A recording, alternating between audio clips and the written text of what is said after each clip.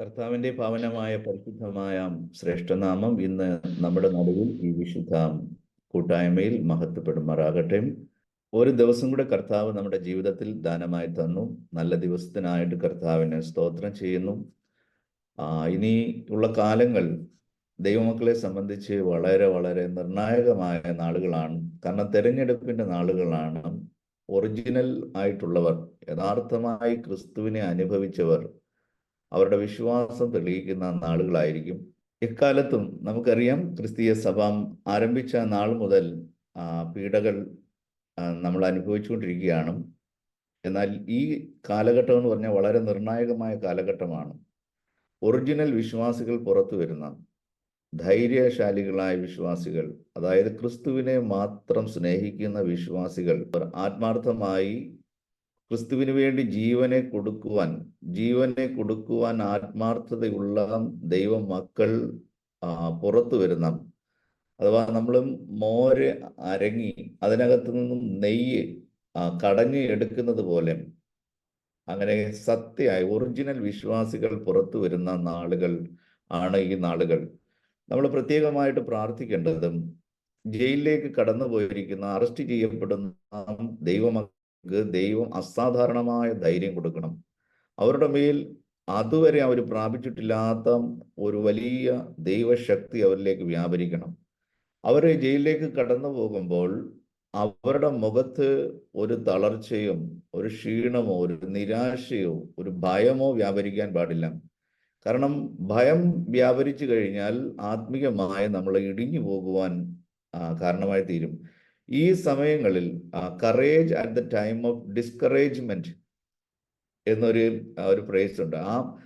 ആ ഡിസ്കറേജ്മെന്റിന്റെ സമയത്ത്, മനസ്സ് ഇടിഞ്ഞു പോകുന്ന സമയത്ത് അവർക്ക് അസാധാരണമായ ധൈര്യം, ബലം ദൈവം കൊടുക്കണം. ഇപ്പൊ ജയിലിലേക്ക് പോകുമ്പോൾ നോക്കണം, ജയിലെന്ന് പറയുമ്പോൾ അന്ധകാര നിബിഡമാണ്, പാപ നിബിഡമാണ്. ജയിലിന്റെ അവസ്ഥ, ഞാൻ ജയിലിൽ പോയിട്ടുള്ളത് കൊണ്ടും എനിക്ക് ജയിലിന്റെ അവസ്ഥ നന്നായിട്ട് അറിയുവാൻ വേണ്ടി കഴിയും. ഞാൻ ജയിലിൽ പോയത് ഇന്ത്യയിലെ ജയിലിലല്ല, പക്ഷെ വിദേശത്തുള്ള അറബി രാജ്യങ്ങളിലുള്ള ജയിലുകളിൽ ഞാൻ പോയിട്ടുണ്ടായതുകൊണ്ട് അവിടുത്തെ അനുഭവം എനിക്ക് അറിയുവാൻ വേണ്ടി കഴിയും. അവിടെ മുഴുവനും ബന്ധിക്കപ്പെട്ട് കിടക്കുന്ന ജനങ്ങളാണ്, ആശയേറ്റ് കിടക്കുന്ന ജനങ്ങളാണ്, ഇരുട്ടിൽ കിടക്കുന്ന ജനങ്ങളാണ്. നമുക്കറിയാം, കാരാഗൃഹ പ്രമാണി ജയിലിന്റെ അടിസ്ഥാനങ്ങൾ ഇളകി കഴിഞ്ഞപ്പോൾ അതെ, ജയിൽ പുള്ളികളെല്ലാം, തടവ് പുള്ളികളെല്ലാവരും രക്ഷപ്പെട്ടു എന്ന് വിചാരിച്ച് കാരാഗൃഹ പ്രമാണി വാൾ ഊരി തന്നെത്താൻ കൊല്ലുവാൻ വേണ്ടി ശ്രമിക്കുന്നു. ഉടനെ അപ്പോസ്തലന്മാർ ഇത് അറിഞ്ഞിട്ട് പറയുകയാണ്, നിനക്ക് യാതൊരു കേടും വരുത്തരുത്, ഞങ്ങളെല്ലാവരും ഇവിടെ ജീവനോടെ ഉണ്ട്, ആരും ഓടിപ്പോയിട്ടില്ല. വാസ്തവമാണ്, ജയിലിന്റെ അടിസ്ഥാനം മുഴുവൻ ഇളകി, സകല കവാടങ്ങളും തുറക്കപ്പെട്ടു, എല്ലാ ബന്ദികളുടെയും ചങ്ങലകൾ അഴിയപ്പെട്ടു. പക്ഷെ ഒരു തടവ് പുള്ളികൾ പോലും ഇവിടെ നിന്ന് ഓടി രക്ഷപ്പെടുകയില്ല.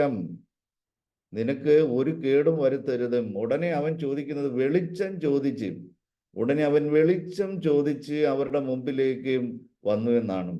നോക്കണം, ഈ ഇരുട്ടത്ത് അന്ധകാരത്തിൽ ജയിലഴികളുടെയും അല്ലെങ്കിൽ ജയിലറകളിലും അല്ലെങ്കിൽ ജയിലിൽ വ്യാപരിക്കുന്ന ഒരു അന്തരീക്ഷമുണ്ട്. എന്നാൽ വെളിച്ചമാകുന്ന ദൈവമക്കളെ അറസ്റ്റ് ചെയ്യപ്പെട്ട് കൊച്ചു കുഞ്ഞുങ്ങളായിരുന്നാലും സഹോദരിമാരായിരുന്നാലും സഹോദരന്മാരായിരുന്നാലും ദൈവദാസന്മാരായിരുന്നാലും അവരെ ജയിലിലേക്ക് കടന്നു ചെല്ലുമ്പോൾ അവിടെ അന്ധകാര നിബിഡമായ കൂരിട്ട് വ്യാപരിക്കുന്ന പൈശാചികത്വം നിഴലിട്ടിരിക്കുന്ന പാപത്തിന്റെ സങ്കേതമായ ആ ഇരുളറയിൽ എന്ത് സംഭവിക്കണം? വെളിച്ചം പ്രകാശിക്കണം. നമ്മൾ ഈ തടവിലാക്കപ്പെട്ടിരിക്കുന്ന ദൈവ ജനത്തിന് വേണ്ടി നമ്മൾ പ്രാർത്ഥിക്കണം, ഉപവസിക്കണം. എന്തിനു വേണ്ടി? അസാധാരണമായ ദൈവകൃപ, ദൈവശക്തി അവരുടെ മേൽ വ്യാപരിക്കേണ്ടതിന് വേണ്ടി. കാരണം പൗലോസിന്റെയും ശീലാസിന്റെയും സമയത്ത് നടന്നതുപോലെയുള്ള ദൈവപ്രവൃത്തികൾ നമ്മുടെ ഭാരതത്തിന്റെ ജയിലുകളിൽ നടക്കണം. ജയിലുകളിൽ ചെന്ന് കഴിയുമ്പോൾ കൊടും കുറ്റവാളികളാണ്, ഒറിജിനൽ പാപികളാണ് അവിടെ കിടക്കുന്നത്. അവർ കുറ്റം ചെയ്തവരാണ്, അവർ തെറ്റ് ചെയ്തവരാണ്, അവർ ശിക്ഷിക്കപ്പെട്ടവരാണ്.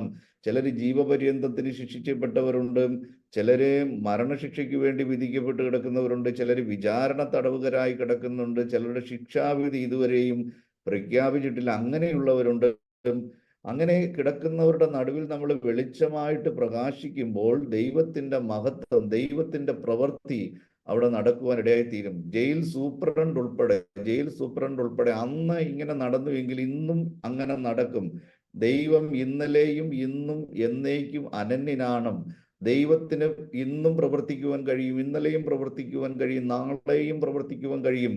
ഇനി നടക്കാൻ പോകുന്ന ഉണർവുകൾ, ദൈവപ്രവൃത്തികൾ, നമ്മുടെ ജയിലുകളിൽ ദൈവപ്രവൃത്തികൾ നടക്കണം. ജയിലുകൾ ആരാധനാലയങ്ങളായി മാറണം. ജയിൽ സൂപ്രണ്ടും ജയിൽ ഉദ്യോഗസ്ഥന്മാരും ജയിൽ സെക്യൂരിറ്റിയും ജയിൽ പോലീസുകാരും ആരാധനയുടെ ഭാഗങ്ങളായി മാറണം. അവർ തന്നെ ജയിലുകൾക്കകത്ത് ആരാധനയ്ക്കുള്ള കാര്യങ്ങൾ ക്രമീകരിക്കപ്പെടണം. അന്ധകാര നിബിഡമായ ദുരാചാരങ്ങൾ കൊണ്ട്, ദുർമന്ത്രവാദങ്ങൾ കൊണ്ട്, ദുർപൂജകൾ കൊണ്ടും ലോകത്തിൽ ഏറ്റവും കൂടുതൽ ദുർമന്ത്രവാദങ്ങൾ നടക്കുന്ന, ദുരാചാരങ്ങൾ നടക്കുന്ന ഒരു രാജ്യമാണ് നമ്മുടെ ഭാരതം. ഇത്രയും സിവിലൈസ്ഡ് ആയി, ഇത്രയും എഡ്യൂക്കേറ്റഡ് ആയി, ഇത്രയും ടെക്നോളജി നമ്മുടെ ഈ രാജ്യത്ത് കടന്നു വന്നു. നമ്മുടെ ഇന്ത്യ ചന്ദ്രനിലെത്തുവാൻ ഇടയായി തീർന്നു. നമ്മുടെ ഇന്ത്യ അങ്ങ് മാർസിലെത്തുവാൻ, ചൊവ്വായിലെത്തുവാൻ ഇടയായി തീർന്നു. നമ്മുടെ ശാസ്ത്രീയമായി നമ്മൾ ഒത്തിരി വലിയ പുരോഗമനങ്ങളൊക്കെ പ്രാപിച്ചിട്ടുണ്ടെങ്കിലും ഇപ്പോഴും ആത്മീയമായി അന്ധതയിലെ അന്ധതമസിൽ കൂരിരുട്ടിലും ദുരാചാരങ്ങളിലാണ് ഇപ്പോഴും നമ്മുടെ ഭാരതം മുന്നോട്ട് പോയിക്കൊണ്ടിരിക്കുന്നത്. ഇതിനെ നമുക്ക് പ്രാർത്ഥനയല്ല, നമ്മുടെ കയ്യിൽ വേറെ ഒരു ആയുധങ്ങളുമില്ല. നമ്മുടെ കയ്യിൽ മാരകമായ ആറ്റം ബോംബുകളോ അണുബോംബുകളോ ന്യൂക്ലിയർ ബോംബുകളോ ഹീലിയം ബോംബുകളോ ഒരു പേനാക്കത്തി പോലും നമ്മുടെ കൈകളിലില്ല. നമുക്ക് പ്രതികരിക്കുവാൻ നമുക്ക് ഒരേ ഒരു പ്രതികരണമേ ഉള്ളൂ: മുട്ടുകുത്തുക, കരങ്ങൾ ഉയർത്തുക. ഉയരത്തിലുള്ള നമുക്കൊരു യജമാനനുണ്ട്. സകലത്തെയും നിർമ്മിച്ച സൃഷ്ടാവായ ദൈവം വചനം പറയുന്നു, ഉയർന്നും പൊങ്ങിയുമുള്ള സിംഹാസനത്തിൽ ഒരുവൻ വാഴുന്നു. ആ ഉയർന്നും പൊങ്ങിയുമുള്ള സിംഹാസനത്തിൽ വാഴുന്നവനായ യഹോവയുടെ സന്നിധിയിലേക്ക് നമ്മൾ വിഷയങ്ങൾ അവതരിപ്പിക്കുക, അല്ലെങ്കിൽ വിഷയങ്ങൾ അറിയിക്കുക, പ്രാർത്ഥിക്കുക, യാചിക്കുക. ബാക്കി ഒന്നും നമ്മുടെ കർത്തവ്യമല്ല. ഇത് മാത്രം അഭയാചനയും പ്രാർത്ഥനയും ഇതെല്ലാം ദൈവം നമുക്ക് വേണ്ടി വെച്ചിരിക്കുന്നതാണ്. ഇതൊരു ശുശ്രൂഷയുടെ ഭാഗമാണ്, ഇതൊരു വിശ്വാസത്തിന്റെ ഭാഗമാണ്. നമുക്കറിയാം, ക്രിസ്തു സഭ ജനിച്ചു വീഴുന്നത് തന്നെ അതായത് ഒരു ചോരക്കുഞ്ഞ് എന്ന് വെച്ചാൽ ദൈവസഭ എന്ന് പറയുന്നത് ഒരു ചോരക്കുഞ്ഞ് ജനിച്ചു വീണത് തന്നെ ആരുടെ കൈകളിലേക്കാണ് അറിയാമോ? ക്രൂരന്മാരിൽ ക്രൂരന്മാരും അതിനീചന്മാരും മഹാദുഷ്ടന്മാരുമായ റോമൻ ചക്രവർത്തിമാരുടെ കൈകളിലേക്കാണ്. ക്ലൗഡിയസും ജൂലിയസും ഡയോക്ലീഷ്യനും ഡൊമിനീഷ്യനും നീറോയും ഇവരൊക്കെ അതിക്രൂരന്മാരായ റോമൻ പട്ടാളക്കാരായിരുന്നു, അല്ലെങ്കിൽ റോമൻ ചക്രവർത്തിമാരായിരുന്നു. നെയ്റോയെ സംബന്ധിച്ച് നമ്മൾ വായിക്കുന്നതും ഇത്രയ്ക്കും അവൻ ക്രൂരത കണ്ട് സന്തോഷിക്കുന്നവനായിരുന്നു. സ്വന്തം ഭാര്യയെ കഴുത്ത് ഞെരിച്ച് പിടഞ്ഞും വായിലൂടെ ചോര തൻ്റെ കൈകളിലൂടെ ഒഴുകുമ്പോൾ അത് കണ്ട് ചിരിച്ചവനാണ്, സന്തോഷിച്ചവനാണ് ഈ നീറോ. സ്വന്തം പ്രസവിച്ച് അമ്മയ്ക്ക് വിഷം കൊടുത്ത ആ വിഷം തൻ്റെ അമ്മയുടെ വയറ്റിൽ ചെന്നിട്ട് ആ വിഷത്തിന്റെ ശക്തിയാൽ മരണവേദനയിൽ തൻ്റെ അമ്മ പ്രസവിച്ച് അമ്മ പിടഞ്ഞ് മരിക്കുമ്പോൾ അത് കണ്ട് സന്തോഷിച്ച മഹാദുഷ്ടനാണ്, നീചനാണ് ഈ നീറോ എന്ന് പറയുന്ന സാഡിസ്റ്റ്. അപ്പൊ ഈ നീറോയുടെ ഒരേ ഒരു സന്തോഷം എന്ന് പറയുന്നത് ക്രിസ്ത്യാനികളുടെ വേദന കണ്ട് സന്തോഷിക്കുക. അന്നൊരു നിയമം പ്രാബല്യത്തിൽ വന്നു. റോമിൽ നിലനിന്നിരുന്ന ഒരു സ്ലോഗൻ ഉണ്ട്: Christians are for lion, Christians are for lion എന്ന് പറഞ്ഞാൽ ക്രിസ്ത്യാനികൾ സിംഹത്തിനുള്ളതും എന്ന് പറഞ്ഞു കഴിഞ്ഞാൽ ആര് ക്രിസ്തുവിനെ ഏറ്റുപറയുന്നു നോക്കണം. പൗലോസിന് ഒരു വെളിപ്പാട് കിട്ടി. ക്രിസ്ത്യാനികൾ വിശ്വാസം ത്യജിക്കുവാൻ സാധ്യതയുണ്ട്, വിശ്വാസം മൂടി വയ്ക്കുവാൻ സാധ്യതയുണ്ട്, ക്രിസ്തുവിനെ ഏറ്റുപറയാതെ ഭയപ്പെട്ടിരിക്കുവാൻ സാധ്യതയുണ്ട്. അതുകൊണ്ട് പൗലോസ് റോമാ ലേഖനത്തിൽ എഴുതി 10-ാം അധ്യായത്തിലും രക്ഷിക്കപ്പെടണമെങ്കിൽ ഒരു ക്ലോസ് ഉണ്ട്. രക്ഷിക്കപ്പെടണമെങ്കിൽ പല ക്ലോസുകൾ ഉണ്ടെങ്കിലും അതിനകത്ത് ഒരു ക്ലോസ് ഇതാണ്: ക്രിസ്തുവിനെ ഹൃദയം കൊണ്ട് വിശ്വസിക്കണം. വിശ്വസിച്ചാൽ മാത്രം പോരാ. എത്ര വർഷം വേണമെങ്കിലും ഒരാൾക്ക് ക്രിസ്തുവിനെ ഹൃദയം കൊണ്ട് വിശ്വസിച്ചുകൊണ്ട് ജീവിക്കാം, ആരും അറിയാതെ ജീവിക്കാം. ഹൃദയത്തിൽ വിശ്വസിച്ചാൽ മതി. അത് മാത്രം പോരാ, പിന്നെയോ വായ് കൊണ്ട് ഏറ്റുപറയണം. അതൊരു ഭയങ്കര സംഭവമാണ്. ഹൃദയം കൊണ്ട് വിശ്വസിച്ചാൽ മാത്രം പോരാ, വായ് കൊണ്ട് ക്രിസ്തു എൻ്റെ കർത്താവ് എന്ന് എന്ത് ചെയ്യണം? ഹൃദയം കൊണ്ട് വിശ്വസിക്കുക മാത്രം പോരാ, വായ് കൊണ്ട് ഏറ്റുപറയണം. ക്രിസ്തുവാണ് എൻ്റെ കർത്താവ് എന്ന് വായ് കൊണ്ട് ഏറ്റുപറയണം. ആ ഒരു ക്ലോസ് വെളിപ്പാടിലെ പൗലോസ് റോമാ സഭയ്ക്ക് അങ്ങോട്ട് എഴുതി കൊടുത്തു. കാരണം പൗലോസിന് വ്യക്തമായിട്ട് ഒരു വെളിപ്പാട് കിട്ടി. റോമിലുള്ള വിശ്വാസികൾ മരണത്തെ ഭയപ്പെട്ട് വിശ്വാസം മൂടി വയ്ക്കുമെന്ന് വെളിപ്പാട് കിട്ടിയപ്പോൾ റോമ സഭയ്ക്ക് അങ്ങോട്ട് എഴുതി കൊടുക്കുകയാണ്, മക്കളെ, വിശ്വാസികളെ, നിങ്ങൾ വിശ്വസിച്ചാൽ, ഹൃദയം കൊണ്ട് വിശ്വസിച്ചാൽ മാത്രം പോരാ, വായ് കൊണ്ട് നിങ്ങൾ ഏറ്റുപറയണം. ഏറ്റുപറയേണ്ടത് ആരുടെ മുമ്പിലാണ്? മറ്റുള്ളവരുടെ മുമ്പിലാണ് ഏറ്റുപറയേണ്ടതും. ആരുടെ മുമ്പിലാണ് ഏറ്റുപറയേണ്ടതും? റോമൻ പട്ടാളക്കാരുടെ മുമ്പാകെ ഏറ്റുപറയണം. റോമൻ പട്ടാളക്കാരുടെ മുമ്പാകെ ഏറ്റുപറയണം. നോക്കണം, അന്നത്തെ കർത്താവ് കൈസറാണ്. കൈസറാണ് കർത്താവ്, കൈസറാണ് രാജാവ്, കൈസറാണ് ദൈവം. ഇന്നത്തെ നോർത്ത് കൊറിയയിലെ കിം യോൺ ഉന്റെ കൂട്ടും അവനാണ് കർത്താവ്, അവനാണ് ദൈവം. അവനല്ലാതെ വേറൊരു ദൈവം എല്ലാ വീട്ടിലും അവന്റെ പടം വെച്ചിട്ട് പൂജിച്ചു കൊള്ളണം. അതല്ലാതെ വേറെ ആരുടെയും പടങ്ങളോ വിഗ്രഹങ്ങളോ ആരാധനാ വസ്തുക്കളോ ആരുടെയും വീട്ടിൽ കാണാം. അതുപോലെ തന്നെ അന്നത്തെ കാലഘട്ടത്തിൽ നോക്കണം, അപ്പോൾ ഈ റോമൻ കൈസറാണ് കർത്താവ്. എന്നാൽ ഇവര് വിശ്വാസികൾ ഏറ്റുപറയണം, കൈസർ അല്ല എൻ്റെ കർത്താവ്, കൈസർ അല്ല എൻ്റെ കർത്താവ്, എൻ്റെ കർത്താവ് ക്രിസ്തുവാണ്, യേശു ക്രിസ്തുവാണ് എൻ്റെ കർത്താവ് എന്നും വായ്കൊണ്ട് ഏറ്റുപറയണം. അങ്ങനെ പറയുമ്പോൾ എന്താ സംഭവിക്കുന്നത്? കൈസറെ നിഷേധിക്കുകയാണ്. ഉടൻ തന്നെ റോമൻ പട്ടാളക്കാർ എന്ത് ചെയ്യും? അവരെ അറസ്റ്റ് ചെയ്യും. റോമൻ പട്ടാളക്കാരന്റെ ബെൽറ്റിനകത്ത് എഴുതി വെച്ചിട്ടുണ്ട്, ഞാൻ കൈസറുടെ ആജ്ഞാനുവർത്തിയാണ്, കൈസർക്ക് വേണ്ടിയാണ് ഞാൻ നിൽക്കുന്നത്. അങ്ങനെ കൈസറിനെ തള്ളി പറയുമ്പോൾ ക്രിസ്തുവാണ് എൻ്റെ കർത്താവ് എന്ന് ഏറ്റുപറയുന്ന മറ്റുള്ളവരുടെ മുമ്പിൽ മൂടി വെച്ചിട്ടല്ല, അതായത് പരസ്യമായിട്ട് ഏറ്റുപറയണം. ഇന്ന് പല ക്രിസ്ത്യാനികളുമുണ്ട് ക്രിസ്തുവിനെ മറച്ചു വെച്ചിരിക്കുന്ന, രഹസ്യമായിട്ട് ഇന്നും മറച്ചു വെച്ച് നടക്കുന്ന, രഹസ്യമായി ക്രിസ്തുവിനെ കൊണ്ട് നടക്കുന്ന ക്രിസ്ത്യാനികൾ. പ്രിയപ്പെട്ടവരെ, അവരുടെ രക്ഷ പൂർണ്ണമല്ല എന്നുള്ള കാര്യം നമ്മൾ മറന്നു പോകരുത്.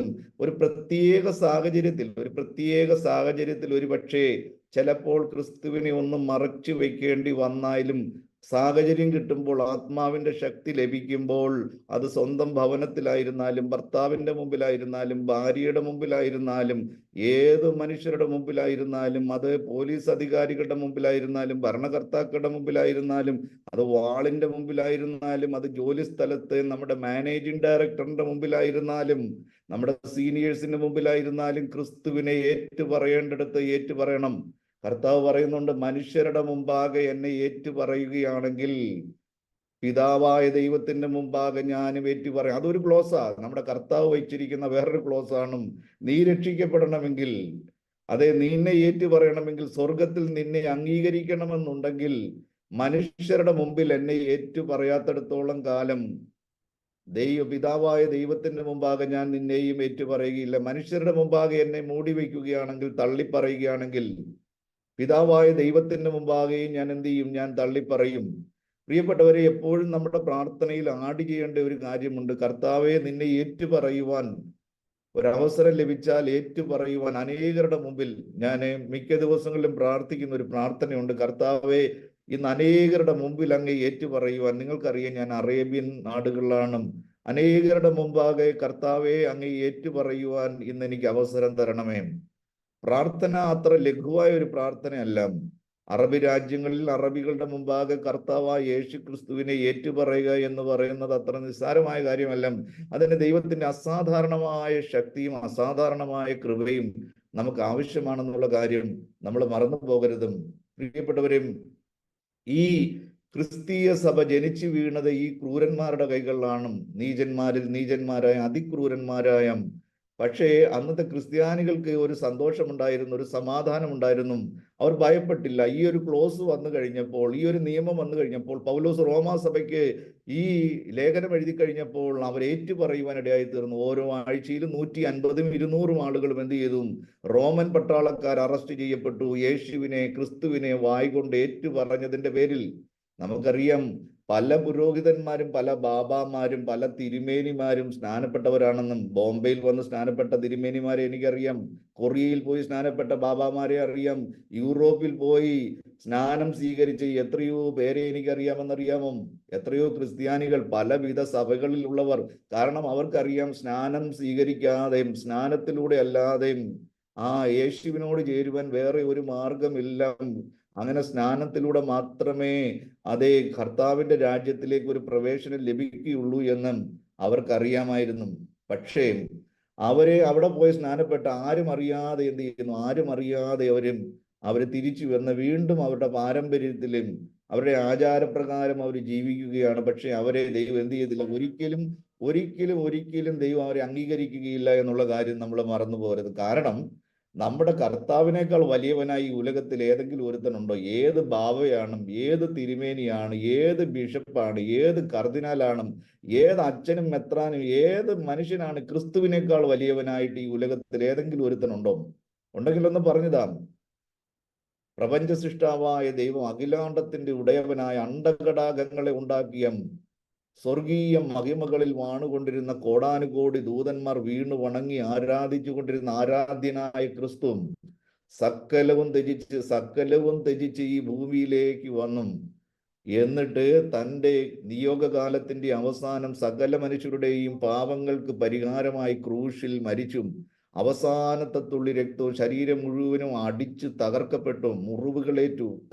കട്ട് പീസ് ബൈ പീസ് ഓരോ രക്തധമനികളും മുറിഞ്ഞ് രക്തം ചീറി ഒഴുകിയും തലയിലും 2.5 ഇഞ്ച് നീളമുള്ള കാട്ടുമുള്ളിന്റെ മുകുടമുണ്ടാക്കി തലയിൽ വെച്ചിട്ട് കോലുകൊണ്ടടിച്ച് തലയോട്ടി തുളച്ച് തലച്ചോറിലൂടെ രക്തം ചീറി ഒഴുകുമ്പോൾ കവിളിലെ താടി രോമങ്ങൾ പിച്ചിപ്പറിച്ചെടുത്ത് മാംസം ഇളകി മാറി രക്തം കട്ടകട്ടയായി ഒഴുകുമ്പോൾ കൈകളും കാലുകളും വലിയ കാരിരും വാണികൾ അടിച്ച് അസ്ഥികൾ തുളച്ച് അത് മരത്തോട് ചേർത്ത് തറയ്ക്കപ്പെടുമ്പോൾ പ്രാണവേദനയോടെ പിടയുന്ന കർത്താവായ യേശു ക്രിസ്തു അത് മാത്രമല്ല, വസ്ത്രമൊഴിഞ്ഞ് നഗ്നനാക്കി 2 കള്ളന്മാരുടെ നടുവിൽ, ആകാശത്തിനും ഭൂമിക്കും നടുവിൽ നട്ടുച്ച സമയത്ത് തൂങ്ങിക്കിടക്കുന്ന കർത്താവ്. നോക്കണം, കർത്താവ് രാത്രിയിലല്ല ക്രൂശിക്കപ്പെട്ടത്, രഹസ്യമായിട്ടല്ല ക്രൂശിക്കപ്പെട്ടത്, പരസ്യമായി നട്ടുച്ച സമയത്ത് മലയുടെ മുകളിൽ ഗോൽഗോഥ മലയുടെ മുകളിൽ സൂര്യന് കീഴേ സൂര്യൻ ഉദിച്ച് നട്ടുച്ച സമയത്ത് രാത്രി ഉച്ചയ്ക്ക് 12 മണി നേരം സകല മനുഷ്യരുടെയും നടുവിൽ കർത്താവായ യേശു ക്രിസ്തു പരസ്യമായിട്ട് ക്രൂശിക്കപ്പെട്ട് കിടക്കുമ്പോൾ, നഗ്നനായി ക്രൂശിക്കപ്പെട്ട് കിടക്കുമ്പോൾ, സഹോദരി, നിനക്കെങ്ങനെ രഹസ്യമായിട്ട് പോയി സ്നാനപ്പെടുവാൻ കഴിയുന്നു? നിനക്കെങ്ങനെ രഹസ്യമായിട്ടൊരു വിശ്വാസിയായിട്ട് ജീവിക്കുവാൻ വേണ്ടി കഴിയുന്നു?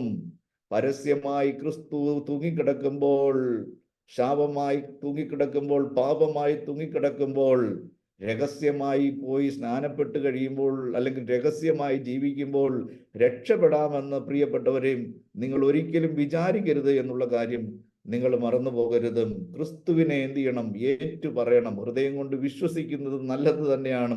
അങ്ങനെ വിശ്വസിച്ച് എത്ര വർഷം വേണമെങ്കിലും നമുക്ക് ജീവിക്കുവാൻ കഴിയും, ആരും അറിയാതെ. പക്ഷേ അതുകൊണ്ട് രക്ഷ ലഭിക്കുകയില്ല. വായ് കൊണ്ട് എന്ത് ചെയ്യണം? ഏറ്റു പറയണം. അപ്പോൾ ഈ അറസ്റ്റ് ചെയ്യപ്പെടുന്ന ക്രിസ്ത്യാനികളെല്ലാം ഓരോ ഞായറാഴ്ചയും എന്ത് ചെയ്യും? റോമൻ കൊലോസിയത്തിൽ 60-70 പട്ടിണി, അതായത് ആഴ്ചകളോളം പട്ടിണി ഇട്ടിരിക്കുന്ന, വിശപ്പ് ഇട്ടിരിക്കുന്ന സിംഹങ്ങളുടെ മുഖപ്പിലേക്ക് ക്രിസ്ത്യാനികളെ വലിച്ചെറിയും. ആദ്യമായിട്ടൊരു ക്രിസ്ത്യാനികളെ വലിച്ചെറിയുമ്പോൾ അത് അവര് താഴെയെത്തുന്നതിന് മുമ്പ് സിംഹം ആകാശത്ത് തന്നെ വെച്ച് അവരെ പിടിച്ച് കടിച്ചു കീറി സിംഹം അതിന്റെ വിശപ്പ് മാറ്റും. നോക്കണം, എത്ര ദാരുണമാണെന്നറിയാമോ? കൊച്ചു കുഞ്ഞുങ്ങളെ, സഹോദരിമാരെ, ദൈവദാസന്മാരെ, വിശ്വാസികളെ എന്ത് ചെയ്തും ഇങ്ങനെ വലിച്ചെറിഞ്ഞും. അപ്പോൾ ഈ അവസാനമായിട്ട് നിൽക്കുന്ന സഹോദരന്റെ പ്രാർത്ഥന എന്താണ്? 150-ാമത്തെ നിരയിൽ നിൽക്കുന്ന, അല്ലെങ്കിൽ 200-ാമത്തെ നിരയിൽ നിൽക്കുന്ന ദൈവദാസന്റെയും അല്ലെങ്കിൽ വിശ്വാസിയുടെ പ്രാർത്ഥന എന്തായിരിക്കും? ഈ ദാരുണമായ, അതിഭയാനകമായ, ഈ അതിക്രൂരമായ മരണം സിംഹം കടിച്ച് കീറി കുടഞ്ഞ് തിന്നുകയാണ്. അപ്പോൾ ഈ അവസാനമായിട്ട് നിൽക്കുന്ന ആളുകളുടെ പ്രാർത്ഥന എന്തായിരിക്കും? ഞാൻ പല പ്രാവശ്യം ഇത് പറഞ്ഞിട്ടുള്ളതാണ്, വീണ്ടും കീപ്പ് ഓൺ സെയിങ്. എന്തുകൊണ്ടാണെന്ന് ചോദിച്ചു കഴിഞ്ഞാൽ, നമ്മുടെ വിശ്വാസം ഉറയ്ക്കുവാൻ വേണ്ടി, നമ്മൾ ധൈര്യശാലികളായി തീരുവാൻ, നമ്മുടെ പ്രത്യാശ എത്ര വലുതാണെന്നും അറിയുവാൻ വേണ്ടി. അവസാനമായി നിൽക്കുന്ന ആളുടെ പ്രാർത്ഥന ഇങ്ങനെയല്ല. എന്താ? കർത്താവെ, സിംഹത്തിൽ നിന്നായിരുന്നില്ല അവരുടെ പ്രാർത്ഥന, ചന്ദ്രനിൽ നിന്നും വിടുവിച്ച ദൈവമേ ഞങ്ങളെ ഇതിൽ നിന്ന് വിടുവിക്കണമേ എന്നല്ല അവരുടെ പ്രാർത്ഥന. മറിച്ച് അവരുടെ പ്രാർത്ഥന എന്തായിരുന്നെന്ന് അറിയാമോ? ചരിത്രങ്ങളൊക്കെ എഴുതി വെച്ചിട്ടുണ്ട്. എന്താണെന്നറിയാമോ? ഇനിയും എത്ര നേരം ഈ വെയിലത്ത് ഇങ്ങനെ നിൽക്കണം? ഇനി എത്ര പേരെ എറിഞ്ഞു കഴിഞ്ഞതിന് ശേഷമായിരിക്കും ഞാൻ അറിയപ്പെടുന്നത്? എത്ര നേരം ഇങ്ങനെ വെയിറ്റ് ചെയ്യണം? എത്ര നേരം ഇങ്ങനെ നിൽക്കണം? അവസാനമായി നിൽക്കുന്ന ക്രിസ്ത്യാനിയുടെ പ്രാർത്ഥന ഇങ്ങനെയായിരുന്നു: അടുത്തതായിട്ട് എറിയപ്പെടുന്നത് ഞാനായിരുന്നുവെങ്കിൽ ഞാൻ എത്ര ഭാഗ്യവാൻ. കാരണം അത്രയും വേഗത്തിൽ എനിക്ക് എൻ്റെ കർത്താവിൻ്റെ സന്നിധിയിൽ ദുഃഖമില്ലാത്ത, വേദനയില്ലാത്ത, പീഡയില്ലാത്ത, ദുരിതങ്ങളില്ലാത്ത, ശത്രുക്കളില്ലാത്ത, പിശാചില്ലാത്ത ദൈവസന്നിധിയിൽ എനിക്ക് എത്തുവാൻ എത്ര എത്ര എത്ര സന്തോഷത്തിന്റെ സമയങ്ങളെന്നും അവരുടെ ഹൃദയങ്ങളിൽ അവർ നനച്ചു. അങ്ങനെ അവസാനം നിൽക്കുന്ന ആളുടെ പ്രാർത്ഥന: കർത്താവെ, അടുത്തതായിട്ട് എറിയപ്പെടുന്നതും ഞാനായിരുന്നുവെങ്കിൽ. നോക്കണം, ക്രിസ്തീയ സഭ വളർന്നത് എത്ര വേഗത്തിലാണെന്ന് അറിയാമോ? വെറും 12 ശിഷ്യന്മാരോടാണ് കർത്താവ് പറഞ്ഞത്, നിങ്ങൾ ഭൂമിയുടെ അറ്റത്തോളം പോയി നിങ്ങൾ എൻ്റെ സാക്ഷികളാകണം. നോക്കണം, 12 ശിഷ്യന്മാർക്ക് ഒരു കഴുത പോലും അവർക്ക് സ്വന്തമായിട്ടില്ല കഴുതപ്പുറത്ത് യാത്ര ചെയ്യാൻ വേണ്ടി. ഒരു സൈക്കിള് പോലും അവർക്ക് സ്വന്തമായിട്ടില്ല അവർക്ക് ഈ സുവിശേഷം അറിയിക്കുവാൻ വേണ്ടി. കുറഞ്ഞ പക്ഷം നമുക്ക്, നമ്മുടെ ദൈവദാസന്മാർക്ക് ഒരു സൈക്കിളെങ്കിലും സ്വന്തമായിട്ടുണ്ട്, ബൈക്കെങ്കിലും സ്വന്തമായിട്ടുണ്ട്, വാഹനങ്ങൾ, കാറുകൾ, 4 വീലേഴ്സ്, SUV, അങ്ങനെ പല സംവിധാനങ്ങളും ദൈവം നമുക്ക് തന്നിട്ടുണ്ട്. അതിനെല്ലാത്തിനായിട്ട് സ്തോത്രം. പക്ഷേ ഈ അപ്പോസ്തലന്മാർക്ക് ഒരു കഴുത പോലും സ്വന്തമായിട്ടില്ല, ഒരു സൈക്കിള് പോലും അവർക്ക് സ്വന്തമായിട്ടില്ല. എന്നിട്ടും അവരെന്ത് ചെയ്തെന്നറിയാമോ? അവർ ജീവിച്ചിരിക്കുമ്പോൾ തന്നെ ഭൂഖണ്ഡങ്ങളിലേക്ക് അവർ യാത്ര ചെയ്തു. സംവിധാനങ്ങളൊന്നും ഇല്ലാതിരിക്കുമ്പോൾ, സാഹചര്യങ്ങളൊന്നും ഇല്ലാതിരിക്കുമ്പോൾ അവരെങ്ങനെയൊക്കെയോ അവർ യൂറോപ്പിൽ എത്തുവാനിടയായി തീർന്നു, ആഫ്രിക്കയിൽ എത്തുവാനിടയായി തീർന്നു, അവരെന്ത് ചെയ്തു? അവർ ഇന്ത്യയിൽ എത്തുവാനിടയായി തീർന്നു. ഒരു സാഹചര്യങ്ങളും ഇല്ലാതിരിക്കുമ്പോൾ നോക്കണം, 2000 വർഷങ്ങൾക്ക് മുമ്പ് സെന്റ് തോമസ് നമ്മുടെ ഇന്ത്യയിൽ കാലുകുത്തുവാനിടയായി തീർന്നു. പ്രിയപ്പെട്ടവരെയും, ആ 12 പേരിൽ ഏൽപ്പിക്കപ്പെട്ട സുവിശേഷം മറ്റ് 12 പേരോടല്ലേ അറിയിച്ചത്? അവര് 120 പേരോടെല്ലാം, അവര് 12,000 പേരോടെല്ലാം. മറിച്ച് നോക്കണം, ഇന്ന് ഭൂമിയിൽ എവിടൊക്കെ ലോകമുണ്ടോ, എവിടെ ഈ ഭൂമിയിലുള്ള 5 ഭൂഖണ്ഡങ്ങളിലും ഇന്ന് സുവിശേഷം എത്താത്ത സ്ഥലങ്ങളില്ല.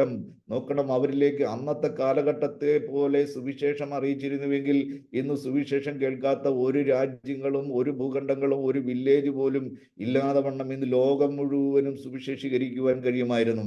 നോക്കണം, ഇത് നമ്മുടെ കൈകളിലുള്ള എന്തെങ്കിലും കൺവെൻസ് കൊണ്ടോ എന്തെങ്കിലും കാര്യങ്ങൾ കൊണ്ടല്ല കാര്യങ്ങൾ നടക്കുന്നത്. മറിച്ച് ഇതെല്ലാം ദൈവത്തിന്റെ കൃപയാൽ, ഇതെല്ലാം ദൈവത്തിന്റെ ദൈവമാണ് ഇതെല്ലാം ചെയ്യുന്നത്. We are just an instrument of his voice. നമ്മൾ ദൈവത്തിന്റെ കൈകളിൽ ഇരിക്കുന്ന വെറും ഒരു ഉപകരണങ്ങൾ മാത്രം. കർത്താവ്, എന്നെ ഞാൻ സമർപ്പിക്കുന്നു, എന്നിലൂടെ അങ്ങ് എന്താണ് ചെയ്യുവാൻ ആഗ്രഹിക്കുന്നത് എന്ന് നമ്മൾ പ്രാർത്ഥിക്കുമ്പോൾ ബാക്കി ദൈവം ചെയ്തുകൊള്ളും. അതെ പ്രവർത്തിക്കുവാൻ, അതെ കഷ്ടം സഹിക്കുവാൻ ഒരു മനസ്സ് നമുക്കുണ്ടെങ്കിൽ, എന്തിനും ഏതിനും ഒരു ചങ്കൂറ്റം, ഒരു മനസ്സ് നമുക്കുണ്ടെങ്കിൽ, ഞാൻ ഇടയ്ക്കിടയ്ക്ക് പ്രാർത്ഥിക്കും, കർത്താവെ, അഹോരാത്രം കർത്താവെ അങ്ങയ്ക്ക് വേണ്ടി പ്രാർത്ഥിക്കുവാൻ, അഹോരാത്രം അങ്ങയ്ക്ക് വേണ്ടി അധ്വാനിക്കുവാൻ, ഇടവിടാതെ കർത്താവിന് വേണ്ടി അധ്വാനിക്കുവാൻ, തളർന്നു പോകാതെ ഓടുവാൻ, കുഴിഞ്ഞു പോകാതെ നടക്കുവാൻ, കർത്താവിന് വേണ്ടി നിൽക്കുവാൻ, നടക്കുവാൻ, ഓടുവാൻ, അവസാന ശ്വാസം വരെയും അഹോരാത്രം കർത്താവിന് വേണ്ടി വിശ്രമമില്ലാതെ ഓടുവാൻ. നോക്കണം, ഇവിടെ വിശ്രമിച്ചു കഴിഞ്ഞാൽ പിന്നെ മുകളിൽ വിശ്രമം കിട്ടത്തില്ല. വിശ്രമം എപ്പോഴും എവിടെയാണെന്ന് അറിയാമോ? മുകളിലാണ് വിശ്രമം എന്നുള്ള കാര്യം നമ്മൾ മറന്നു പോകരുത്. കർത്താവ് തന്റെ ഭക്തന്മാരുടെ ഓട്ടം തികച്ചു കഴിയുമ്പോൾ അവരോട് പറയും, വിശ്രമത്തിലേക്ക് പ്രവേശിച്ചു കൊള്ളുക. അത് നന്നായിട്ട് ഓടിയ ദേവദാസന്മാരോടാണ്, അല്ലെങ്കിൽ ദൈവം മക്കളോടാണ്. അത് പ്രിയപ്പെട്ടവരെ, ജയിലിലേക്ക് പോകുന്ന നമ്മുടെ പ്രിയപ്പെട്ടവർക്ക് വേണ്ടി അസാധാരണമായ ധൈര്യം അവരുടെ മേൽ പകരപ്പെടുവാൻ, അസാധാരണമായ ദൈവകൃപ അവരുടെ മേൽ പകരപ്പെടുവാൻ, പോലീസ് അധികാരികൾ അമ്പരന്നു പോകുവാൻ, അതേ പത്രോസിന്റെയും യോഹന്നാന്റെയും ധൈര്യം കണ്ടിട്ട് മഹാപുരോഹിതന്മാർ പറയുകയാണ്, ചേവകര് പറയുകയാണ്, ഈ ധൈര്യം ഇവർക്ക് എവിടെ നിന്ന്? ഇവര് സാധാരണ മനുഷ്യരല്ലയോ? ഇവർ പഠിപ്പില്ലാത്തവരല്ലയോ? ഇവർ സാധാരണ മനുഷ്യരല്ലയോ? അതെ, സാധാരണ മനുഷ്യരിൽ, പഠിപ്പില്ലാത്ത മനുഷ്യരിൽ, ഗാവുകളിൽ നിന്നുള്ള മനുഷ്യരിൽ, ഗവാറുകളായിട്ട് ജീവിച്ച മനുഷ്യരിൽ, അതേ ഗോത്രങ്ങളിൽ, അതേ ട്രൈബൽസുകളിൽ നിന്നുള്ള, അതേ ആദിവാസികളിൽ നിന്നുള്ളവരും അറസ്റ്റ് ചെയ്യപ്പെട്ട് ഒരു ലോകവുമായിട്ട് ഒരു ബന്ധവുമില്ലാത്ത, സ്കൂളിൽ പോയിട്ടില്ലാത്ത ആദിവാസികളെയൊക്കെ അറസ്റ്റ് ചെയ്ത് ജയിലിലേക്ക് കൊണ്ടുപോകുമ്പോൾ ജയിലധികാരികൾ ഭയപ്പെടണം, അമ്പരന്ന് പോകണം, ഞെട്ടിപ്പോകണം. ഈ ധൈര്യം ഇവർക്ക് എവിടെ നിന്ന് ലഭിച്ചു? അവർക്ക് അതേ ജയിലുകളിൽ ദൈവപ്രവൃത്തി വെളിപ്പെടണം, ജയിലുകൾ ആരാധനയായി മാറണം. ജയിലുകളിൽ കിടക്കുന്ന ഗുണ്ടകൾ, ക്രിമിനലുകൾ, കൊലപ്പുള്ളികൾ, കൊള്ളക്കാര്, അതെ, ഏതൊക്കെ ശിക്ഷയ്ക്ക് വേണ്ടി വിധിക്കപ്പെട്ട് കിടക്കുന്നവരാണോ അവരെല്ലാവരും മാനസാന്തരപ്പെടണം. ജയില് സ്വർഗമായി മാറണം. നമ്മൾ പ്രാർത്ഥിക്കണം, നമ്മൾ ആത്മാർത്ഥമായിട്ട് പ്രാർത്ഥിക്കണം. അറസ്റ്റുകൾ നടക്കുന്നെങ്കിൽ നടക്കട്ടെ, അറസ്റ്റുകൾ നടക്കുന്നെങ്കിൽ നടക്കട്ടെ. അറസ്റ്റ് ചെയ്യുന്നവർ പറയണം അറസ്റ്റ് ചെയ്യുന്നത് അപകടമാണ്, അറസ്റ്റ് ചെയ്യരുത്, നിയമം കൊണ്ടുവരണം, ഇനി അറസ്റ്റ് ചെയ്യരുത്, അറസ്റ്റ് ചെയ്യുന്നത് അപകടമാണ്, ജയിലിൽ അയക്കരുത്, ജയിലിൽ അയക്കുന്നത് അപകടമാണ്. കാരണം ജയിലുകൾ ഇപ്പോൾ ആരാധനാലയങ്ങളായി മാറണം. അങ്ങനെയുള്ള ദൈവപ്രവൃത്തി, ദൈവജനം ആത്മാർത്ഥമായിട്ട് 2ഉം 3ഉം 4ഉം 5ഉം 6ഉം 7ഉം 8ഉം 9ഉം 10ഉം 100ഉം ആളുകൾ ഒന്നിച്ചിരുന്ന് ഐകമത്യപ്പെട്ട് പ്രാർത്ഥിച്ചു കഴിഞ്ഞാൽ നമ്മുടെ ഭാരതത്തിലുള്ള ജയിലുകളിൽ ദൈവപ്രവൃത്തി വെളിപ്പെടും എന്ന് ഞാൻ ആത്മാവിൽ യേശു ക്രിസ്തുവിന്റെ നാമത്തിൽ പ്രഖ്യാപിക്കുകയാണ്. അതെ, കൈകളും കാലുകളും ബന്ധിക്കപ്പെട്ടു കഴിഞ്ഞാൽ, അതേ, സഞ്ചരിക്കുവാൻ പോയി പ്രവർത്തിക്കുവാൻ സാഹചര്യങ്ങളില്ലാതിരിക്കുമ്പോൾ, എവിടെ ബന്ധിക്കപ്പെട്ടുവോ, കൈകൾ ബന്ധിക്കപ്പെട്ടാലും കാലുകൾ ബന്ധിക്കപ്പെട്ടാലും, അതേ, ആ തുറുങ്കലിൽ അടയ്ക്കപ്പെട്ടാലും അവിടെ വ്യാപരിക്കുന്ന ദൈവപ്രവൃത്തി ഉണ്ട്, അവിടെ വ്യാപരിക്കുന്ന ദൈവസാന്നിധ്യമുണ്ട്, അവിടെ വ്യാപരിക്കുന്ന സുവിശേഷമുണ്ട്, അവിടെ വ്യാപരിക്കുന്ന ലോകത്തിന്റെ വെളിച്ചമായി ക്രിസ്തുവിന്റെ വെളിച്ചമുണ്ട്. അങ്ങനെ വെളിച്ചം വ്യാപരിക്കണം. അന്ധകാരത്തിൽ കൂരലെട്ടിലിരിക്കുന്ന ജനങ്ങൾ വിടുവിക്കപ്പെടണം. യേശു ക്രിസ്തുവിന്റെ നാമത്തിൽ അങ്ങനെ സംഭവിക്കട്ടെ. ഭാരതത്തിലുള്ള ഓരോ ജയിലുകളിലും അടയ്ക്കപ്പെട്ടിരിക്കുന്ന ദൈവദാസന്മാരെ, ദൈവദാസിമാരെ, കുഞ്ഞുങ്ങളെ, സാധാരണ വിശ്വാസികളെയും സർവശക്തന്റെ കരങ്ങളിലേക്ക് സമർപ്പിക്കുന്നു. സുവിശേഷ നിമിത്തം ജീവനുള്ള ദൈവത്തെ ആരാധിച്ചതിന്റെ പേരിൽ തുറുങ്കലിൽ അടയ്ക്കപ്പെട്ടിരിക്കുന്ന ഓരോ പ്രിയപ്പെട്ട ദൈവമക്കളെയും സർവശക്തനായ ദൈവത്തിന്റെ കൈകളിലേക്ക് സമർപ്പിക്കുകയാണ്.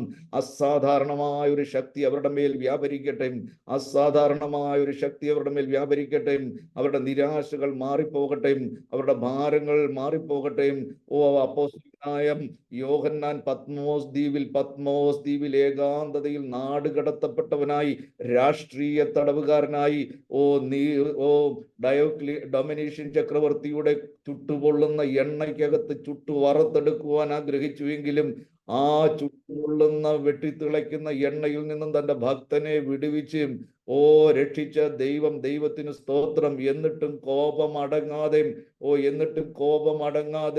ഡൊമിനീഷ്യൻ നാടുകടത്തി, പത്മോസിലേക്ക് നാടുകടത്തി. അവിടെ കടന്ന് ഏകാന്തതയിൽ ഭയന്ന് വിറച്ച് മനമുരുകി ചാകണമെന്നുള്ള ചിന്തയിലും, പത്മോസിന്റെ ഏകാന്തതയിൽ മരിച്ചുകൊണ്ടിരിക്കുന്ന ആളുകൾ, മരിച്ചു കിടക്കുന്ന ആളുകൾ, നൂറുകണക്കിന് തലയോട്ടികൾ, അഴുകിക്കൊണ്ടിരിക്കുന്ന മാംസം, വല്ലാതെ ദുർഗന്ധം വ്യാപരിക്കുന്ന ആ പത്മോസ് എന്ന് പറയുന്ന ചെറുദ്വീപിൽ മരിച്ചു കിടന്നിട്ട് മാംസം കൊത്തിപ്പറിക്കുവാൻ ആഗ്രഹിക്കുന്ന കഴുകന്മാര് വട്ടമിട്ട് പറക്കുമ്പോൾ, അതിൻ്റെ നടുവിലെ കർത്തൃദിവസത്തിൽ ദൈവദാസൻ ആത്മവിവശനായി സാഹചര്യങ്ങളെ ഇരച്ചു പൊങ്ങുന്ന തിരമാലകൾ, ചുറ്റും വിജനമായ ഭീകരമായ അന്തരീക്ഷം, നടുകടലിന്റെ നടുവിൽ ഘോരമായ കൊടുങ്കാറ്റിന്റെയും തിരമാലകളുടെയും നടുവിലെ മരിച്ചുകൊണ്ടിരിക്കുന്ന ആളുകളുടെ നടുവിൽ ഏകാന്തതയിൽ, പത്മോസിന്റെ ഏകാന്തതയിൽ വയോധികനായ വൃദ്ധനായ യോഹന്നാൻ അപ്പോസ്തലൻ ഒറ്റപ്പെട്ടപ്പോൾ സാഹചര്യങ്ങളെ നോക്കുമ്പോൾ ഒരു സാഹചര്യങ്ങളുമില്ല, മുഴുവനും വേദനിപ്പിക്കുന്ന സാഹചര്യങ്ങളാണ്. എന്നാൽ മുട്ടുകുത്തി മുകളിലേക്ക് നോക്കിയപ്പോൾ കണ്ട വെളിച്ചം, ആ വെളിച്ചത്തിൽ നിന്ന് കേൾക്കുന്ന ശബ്ദം, കർത്താവേ, ആ പത്മോസിൽ വെളിപ്പാട് ലഭിച്ചതുപോലെ ജയിലുകളിൽ ദൈവത്തിന്റെ വെളിച്ചം, ക്രിസ്തുവിന്റെ വെളിച്ചം, കർത്താവിന്റെ വെളിച്ചം ജയിലുകളിലേക്ക് കടന്നു വരട്ടെ. ജയിൽ അധികാരികളോട് ദൈവം ഇടപെടണം. ജയിൽ സൂപ്രണ്ട് മാനസാന്തരപ്പെടുവാൻ, ജയിൽ ഉദ്യോഗസ്ഥർ കർത്താവിനെ അറിയുവാൻ, ജയിലുകളിലെ ക്രൂരന്മാരായ ഗുണ്ടകള്, പ്രത്യേക സെല്ലിലിട്ടിരിക്കുന്നവർ, മരണശിക്ഷയ്ക്ക് വേണ്ടി വിധിക്കപ്പെട്ട് കിടക്കുന്നവർ, ജീവപര്യന്തത്തിന് വേണ്ടി ശിക്ഷിക്കപ്പെട്ട് കിടക്കുന്നവർ, അതേ, പലവിധമായ കുറ്റകൃത്യങ്ങളിൽ ഏർപ്പെട്ട് കിടക്കുന്ന എല്ലാ തടവ് പുള്ളികളെയും, രാഷ്ട്രീയ തടവ് പുള്ളികളെയും, സകല ജയിൽ പുള്ളികളെയും നടുവിൽ ഐക്യപ്പെട്ടിരിക്കുന്ന ഞങ്ങളുടെ ദൈവമക്കളെ സർവശക്തൻ എടുക്കണം. അവര് പറയുന്ന ചെറിയ പ്രാർത്ഥന വലിയ മാറ്റം, വലിയ വിപ്ലവം, വലിയ അടിസ്ഥാനങ്ങൾ, ജയിലുകളുടെ അടിസ്ഥാനങ്ങൾ ഇളകുവാൻ, അറസ്റ്റ് ചെയ്യുന്നത് അപകടമാണ് എന്നും അധികാരികൾക്ക് മനസ്സിലാക്കുവാൻ, ജയിലുകൾ സുവിശേഷീകരിക്കപ്പെടുവാൻ, ജയിലുകളിൽ ആരാധന നടക്കുവാൻ, സർവശക്തനായ ദൈവം കൃപ ചെയ്യണമേ എന്നും ഞങ്ങൾ പ്രാർത്ഥിക്കുകയാണ്. കർത്താവേ, അവിടുന്ന് പ്രാർത്ഥന ഘടനായിട്ട് സ്തോത്രം, സ്തോത്രം, സ്തോത്രം, സ്തോത്രം, സ്തോത്രം. യേശു ക്രിസ്തുവിൻ നാമത്തിൽ, യേശു ക്രിസ്തുവിൻ നാമത്തിൽ, യേശു ക്രിസ്തുവിൻ നാമത്തിൽ. പ്രിയപ്പെട്ടവരെ, നമ്മൾ ആത്മാവിൽ ദൈവം തരുന്ന ആലോചനയിൽ പ്രാർത്ഥിക്കുമ്പോൾ ആത്മാവിലും പ്രാർത്ഥിക്കും, ബുദ്ധിയിലും പ്രാർത്ഥിക്കും. ബുദ്ധി കൊണ്ട് പ്രാർത്ഥിക്കും നല്ലതാണ്, പക്ഷേ ചില പ്രത്യേക സാഹചര്യങ്ങൾ നമ്മൾ ആത്മാവിൽ പ്രാർത്ഥിക്കണം. ആത്മാവിലുള്ള പ്രാർത്ഥന എന്ന് പറഞ്ഞാൽ ഷാർപ്പ് ഷൂട്ടിംഗ് ആണ്. അത് വലിയ പ്രവൃത്തികളെ കൊണ്ടുവരുവാൻ ഇടയായിത്തീരും.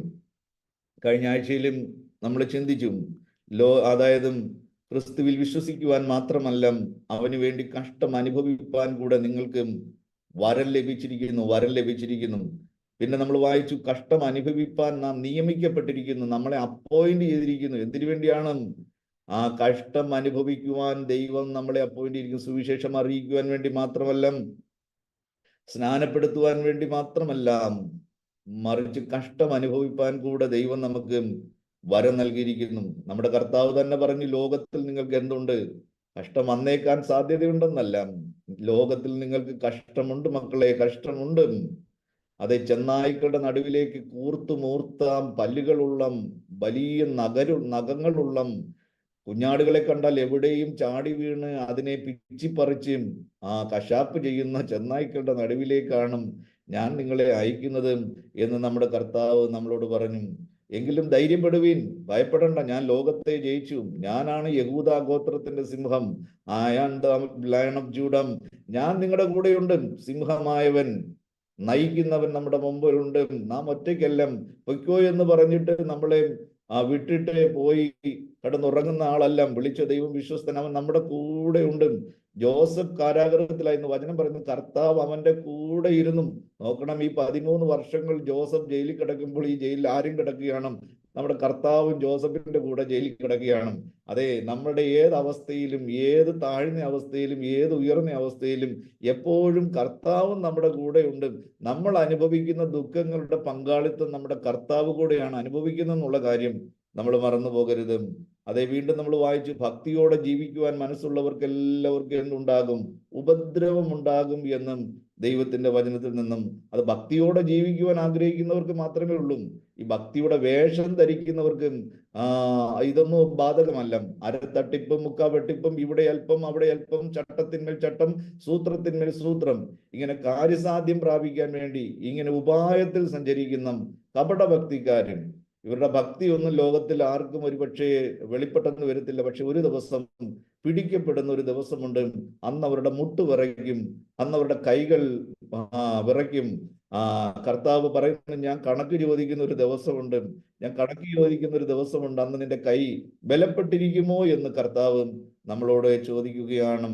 പിന്നെയും നമ്മൾ അപ്പോസ്തല പ്രവൃത്തി 14:22 വായിച്ചു, വിശ്വാസത്തിൽ നിലനിൽക്കണമെന്നും, എന്ത് വില കൊടുത്തും വിശ്വാസത്തിൽ നിലനിൽക്കണമെന്നും, ഈ വിശ്വാസത്തിൽ നിലനിൽക്കണമെന്നും, നാം അനേകം കഷ്ടങ്ങളിലൂടെ ദൈവരാജ്യത്തിൽ കടക്കണമെന്നും പ്രബോധിച്ച് ശിഷ്യന്മാരുടെ മനസ്സ് ഉറപ്പിച്ചു. ഒന്നും രണ്ടും കഷ്ടങ്ങളല്ല. പ്രിയപ്പെട്ടവരെ, യുദ്ധം തീരുകയില്ല. മരിക്കുന്നത് വരെയും യുദ്ധമായിരിക്കും, മരണം വരെയും യുദ്ധമായിരിക്കും. നാം സ്നാനപ്പെടുന്നത് വരെ നമുക്ക് ശത്രുക്കൾ ആരുമില്ല. കാരണം സാത്താൻ നമ്മുടെ മിത്രമാണ്. ഒരിക്കലും ദൈവം നമ്മുടെ ശത്രുവായി തീരുന്നില്ല. എന്നാൽ നമ്മൾ എപ്പോൾ സ്നാനം സ്വീകരിക്കുന്നു, സ്നാനമാണ് വളരെ ഒറിജിനൽ തീരുമാനത്തിന്റെ അടിസ്ഥാനം. സ്നാനത്തോടുകൂടെ പിശാചുമായിട്ടുള്ള ബന്ധം അവസാനിക്കുന്നു, യേശു ക്രിസ്തുവിനോട് ചേരുന്നു, യേശുവുമായിട്ട് യുണൈറ്റഡ് ആകുന്നു. അന്ന് ശക്തനായ ഒരു ശത്രുവിനെ നമ്മൾ ഉണ്ടാക്കി നിർത്തിയിട്ടാണ്, അന്ന് വരെ ശത്രുക്കളില്ല, ശക്തനായ ഒരു ശത്രുവിനെ നമ്മുടെ മുമ്പിൽ ഉണ്ടാക്കി നിർത്തിയിട്ടാണ് നമ്മൾ സ്നാനം കഴിക്കുന്നത്. സ്നാനപ്പെട്ട് കഴിഞ്ഞാൽ അന്നു മുതൽ യുദ്ധം ആരംഭിക്കുകയാണ്. അധോലോകത്തിൽ നിന്ന് ഒരുത്തൻ രക്ഷപ്പെട്ട് കഴിഞ്ഞാൽ, അധോലോകത്തിൽ ഒരുത്തൻ ജോയിൻ ചെയ്ത് കഴിഞ്ഞാൽ, അവന്റെ വീട്ടിൽ എത്ര ലക്ഷം രൂപ വേണമെങ്കിലും അവർ കൊടുക്കും. അവന്റെ അപ്പനും അമ്മയ്ക്കും സഹോദരങ്ങൾക്കും എല്ലാം ആവശ്യമായിട്ട് ജീവിക്കുവാനുള്ളതെല്ലാം കൊടുക്കും. പക്ഷെ ആ ഗ്യാങ്ങിൽ നിന്ന് രക്ഷപ്പെടാൻ പാടില്ല. അവൻ ഒരിക്കലും പിന്നെ അവിടുന്ന് രക്ഷപ്പെടാൻ പാടില്ല. ആ ഗ്യാങ്ങിലുള്ള എല്ലാ രഹസ്യങ്ങളും അറിയാവുന്നവനാണ് അവൻ അങ്ങനെ രക്ഷപ്പെട്ടു പോകാനായിട്ട് പറ്റത്തില്ല. പക്ഷെ ഈ അണ്ടർവേൾഡിൽ നിന്നും, ഈ അധോലോകത്തിൽ നിന്ന് ഏതെങ്കിലും ഒരുത്തൻ രക്ഷപ്പെട്ട് കഴിഞ്ഞാൽ അവന്റെ അവസ്ഥ എന്ന് പറഞ്ഞാൽ, എവിടെ അവനെ കണ്ടാലും അവരെന്ത് ചെയ്യും? അവർ വെടിവെച്ചു പോലും. ഇനി അത് ഹോങ്കോങ്ങിലായിരുന്നാലും അതിന് ന്യൂയോർക്കിലായിരുന്നാലും ലോകത്തിൽ എവിടെ പോയി ഒളിച്ചെന്ന് പറഞ്ഞാലും അവരെ തേടി പിടിച്ചു പോയിട്ട് എന്ത് ചെയ്യും? അവരെ കൊന്നുകളയും. അതേപോലെ തന്നെ നമ്മൾ അധോലോകത്തിൽ നിന്ന് രക്ഷപ്പെട്ടതാണ്. അണ്ടർവേൾഡ് പിശാചിന്റെ ആ ആധിപത്യത്തിൽ നിന്ന് രക്ഷപ്പെട്ട് നമ്മൾ വന്നിരിക്കുകയാണ്. പിശാച് അടങ്ങിയിരിക്കത്തില്ല. നമ്മൾ ഒരു കാലത്ത് അവന്റെ ഏജന്റ് ആയിരുന്നു, അവന്റെ ആജ്ഞ അനുസരിക്കുന്നവരായിരുന്നു, അവന്റെ ഗ്രൂപ്പിലായിരുന്നു, അവന് വേണ്ടി പ്രവർത്തിച്ചവരാണ്. നമ്മൾ അവന്റെ ഗ്രൂപ്പിൽ നിന്നും മാറിക്കഴിയുമ്പോൾ നിശ്ചയമായിട്ടും അവന്റെ ടാർഗറ്റ് മുഴുവൻ നമ്മളായിരിക്കും. എന്നാൽ കർത്താവ് പറഞ്ഞു, ഭയപ്പെടണ്ട, ഞാൻ സർവശക്തനായ ദൈവത്തിന്റെ മുമ്പാകെ, സാത്താൻ ശക്തനാണ്, അതിനകത്ത് യാതൊരു അഭിപ്രായ വ്യത്യാസങ്ങളും ഇല്ല. സാത്താൻ ശക്തനാണെന്നേ, പേടിക്കണ്ട. നമ്മുടെ കർത്താവ് സർവശക്തനാണ്. സർവശക്തനായ ദൈവത്തിന്റെ മുമ്പാകെ ശക്തനൊന്നും പിടിച്ചു നിൽക്കുവാൻ വേണ്ടി കഴിയത്തില്ല. വിളിച്ച ദൈവം വിശ്വസ്തനാണ്. അവൻ അന്ത്യം വരെയും നമ്മളെ അവൻ നിലനിർത്തും. നോക്കണം, ഇതൊരു യുദ്ധഭൂമിയാണ്. മരിക്കുന്നത് വരെയും ഈ യുദ്ധം ഉണ്ടായിരിക്കും. സാത്താന്റെ ഒരേ ഒരു ലക്ഷ്യം, മരിക്കുന്നതിന് മുമ്പെങ്കിലും ഇവന്റെ കൃപയിൽ നിന്ന് ഇവനെ വീഴിക്കണം, ഇവനെ പാപം ചെയ്യിക്കണം, ക്രിസ്തുവിനെ വിരോധിയാക്കി മാറ്റണം, ക്രിസ്തുവിനെ തള്ളി പറയണം, ഇവനെ നിത്യജീവൻ, എനിക്ക് നഷ്ടപ്പെട്ട സ്വർഗം ഇവന് ലഭിക്കുവാൻ പാടില്ല. ഇതാണ് സാത്താന്റെ ലക്ഷ്യം. പക്ഷേ വിശ്വാസ മക്കളെ, ദൈവദാസന്മാരെയും, നമ്മൾ വിശ്വാസത്തിൽ നിലനിൽക്കണം. ഏതു സാഹചര്യത്തിലും വിശ്വാസത്തിൽ നിലനിൽക്കണമെന്നും ഇങ്ങനെ അനേകം കഷ്ടങ്ങളിലൂടെ, ഒന്നും രണ്ടും കഷ്ടങ്ങളല്ല, അനേകം കഷ്ടങ്ങളിലൂടെ നാം ദൈവരാജ്യത്തിൽ കടക്കേണ്ടുന്നതാകുന്നു. Praise the Lord. ദൈവത്തിന് സ്തോത്രം. റോമർ 8:18 വായിക്കുന്നു, നമ്മളിൽ വെളിപ്പെടുവാനുള്ള തേജസ് വിചാരിച്ചാൽ, നമ്മളിൽ ഒരു വലിയ തേജസ്, നമ്മളെ വിചാരിക്കുന്നത് പോലെ ഒരു തേജസ് അല്ല. സ്തോത്രം. മഹിമയെ വെല്ലുന്ന തേജസ് നമ്മൾ രൂപാന്തരപ്പെടും. നോക്കണം, ആ സ്വർഗത്തിൽ പ്രകാശിക്കുവാൻ സൂര്യന്റെ ആവശ്യമില്ല. ദൈവത്തിന്റെ തേജസ് മഹാനഗരത്തെ, വിശുദ്ധ നഗരത്തെ പ്രകാശിപ്പിക്കുകയാണ്. വെളിപ്പാട് പുസ്തകത്തിൽ വായിക്കുന്നു, ഒരു ദൂതന്റെ പ്രകാശത്താൽ ഭൂമി മുഴുവനും പ്രകാശിച്ചു. ദൂതന്മാരുടെ പ്രകാശം ഒരു ഭൂമിയെ മുഴുവനും പ്രകാശിപ്പിക്കുവാൻ ഒരു ദൂതന് കഴിയുമെങ്കിൽ, ദൈവമക്കൾ തേജസ്കരിക്കപ്പെടുമ്പോൾ, ദൈവമക്കൾ മഹത്വീകരിക്കപ്പെടുമ്പോൾ, ദൈവമക്കൾ രൂപാന്തരപ്പെട്ട് കഴിയുമ്പോൾ, ആകാശമണ്ഡലത്തിലെ നക്ഷത്രങ്ങളെ പോലെ, ഉദയസൂര്യനെ പോലെ നീതിസൂര്യനായി ദൈവമക്കൾ, നമ്മളിൽ ഒരു വലിയ തേജസ് വെളിപ്പെടാൻ വേണ്ടി പോകുകയാണ്. ഈ നശിച്ചു പോകുന്ന ഈ ശരീരത്തോടുകൂടെ നമ്മൾ ഈ ലോകത്തോടുകൂടെ നശിച്ചു പോകരുത്. ഈ ലോകത്തോടുകൂടെ നമ്മൾ ഒരിക്കലും നശിച്ചു പോകരുത്. നമ്മൾ ഈ ലോകത്തിൽ മാത്രം പ്രത്യാശ വെച്ചിരിക്കുന്നുവെങ്കിൽ സകല മനുഷ്യരിലും അരിഷ്ടന്മാരത്രേ. ഇതല്ല നമ്മുടെ ഭൂമി, ഇതല്ല നമ്മുടെ മണ്ണും. ഒരു മണ്ണ് നമുക്ക് വേണ്ടി, ഒരു വീണ് നമുക്ക് വേണ്ടി ഒരുക്കപ്പെട്ടിട്ടുണ്ട്. നമ്മൾ ഈ മഹത്വം പ്രാപിക്കും. അതെ, നമ്മളിൽ വെളിപ്പെടുവാനുള്ള തേജസ് വിചാരിച്ചാൽ, പൗലോസ് പറയുകയാണ്, നട്ടുച്ച നേരത്ത് സൂര്യനേക്കാൾ കവിഞ്ഞു ഒരു വെട്ടമനെ അടിച്ചും. ഇതുവരെയും സൂര്യനെ നോക്കി ആരുടെയും കണ്ണ് കരിഞ്ഞു പോയിട്ടില്ല. പക്ഷേ പൗലോസ് ആ വെട്ടം അടിച്ചവന്റെ കണ്ണ് കരിഞ്ഞു പോകുവാനിടയായി തീർന്നു. അപ്പോൾ സൂര്യനേക്കാൾ എത്രയോ മടങ്ങ് ശക്തിയുള്ള തേജസ്സായിരിക്കും അവിടെ പ്രകാശിച്ചെന്നറിയാമോ?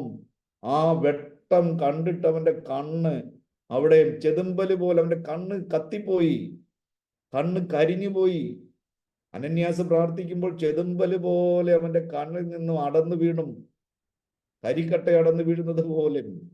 അത്ര വലിയൊരു തേജസ്സാണ് നമ്മുടെ കർത്താവിനെ പോലെ നമ്മൾ ആയിത്തീരും. പ്രിയപ്പെട്ടവരെ, ആ വലിയ മഹത്വം നമ്മൾ പ്രാപിക്കാതെ പോകരുത്. നമുക്കറിയാം, മുട്ട 21 ദിവസമാണ് മുട്ട തള്ളക്കോഴിയുടെ ചുവട്ടിൽ വെക്കേണ്ടതും. ആ തള്ളക്കോഴിയുടെ അടിയിൽ ഇതിരിക്കും. ചിലപ്പോൾ അമ്മച്ചിമാർ 20 മുട്ട വയ്ക്കും, 15 മുട്ട വയ്ക്കും, 10 മുട്ട വയ്ക്കും. പക്ഷെ എല്ലാ മുട്ടകളും ഒന്നും വിരിയത്തില്ല. 10 വെച്ചാൽ ചിലപ്പോൾ 8 ആയിരിക്കും വിരിയുന്നതും. 20 വെച്ച് കഴിഞ്ഞാൽ ചിലപ്പം 10 ആയിരിക്കും വിരിയുന്നത്. 15 വെച്ചാൽ ചിലപ്പം 11 12 ഒക്കെ വിരിയത്തുള്ളൂ. പക്ഷേ ഞാൻ ഈ അട വച്ചിരുന്നതൊക്കെ ഞാൻ കണ്ടിട്ടുണ്ട്. ഈ അട വെച്ചിട്ട് ഈ വിരിയുന്ന ഒരു സമയമുണ്ട്. 21 ദിവസം കഴിയുമ്പോൾ ഇത് വിരിഞ്ഞ് പുറത്തു വരണം. കീ എന്ന് പറഞ്ഞ് കൊച്ചു കോഴിക്കുഞ്ഞുങ്ങളെല്ലാം പുറത്തു വരും. പക്ഷെ സംഭവിക്കുന്നത്, അതിനകത്ത് 5-6 എണ്ണം വിരിയാതെ ഇങ്ങനെ ഇരിക്കും. വിരിയാതെ ഇരിക്കുന്ന മുട്ടയ്ക്ക് പറയുന്ന പേര് ചീമുട്ട എന്നാണ്. ചീഞ്ഞു പോയ മുട്ട. ചീമുട്ട പൊട്ടാൻ പാടില്ല. ചീമുട്ട പൊട്ടിക്കഴിഞ്ഞാൽ ഭയങ്കര ദുർഗന്ധമായിരിക്കും, ഭയങ്കര നാറ്റമായിരിക്കും. ആ പരിസരത്തെങ്ങും നിൽക്കാൻ കഴിയത്തില്ല. അതുകൊണ്ട് ആഴത്തിൽ കുഴി എടുത്തിട്ടാണ് ഈ ചീമുട്ട എല്ലാം എന്ത് ചെയ്യുന്നത്, മൂടിക്കളയുന്നതും. ചീമുട്ടയൊന്നും എടുത്ത് ആർക്കും ഓംലെറ്റ് ഉണ്ടാക്കി കൊടുക്കാറില്ല. ആരും അങ്ങനെ ബുദ്ധിഹീനതയൊന്നും കാണിക്കാറില്ല.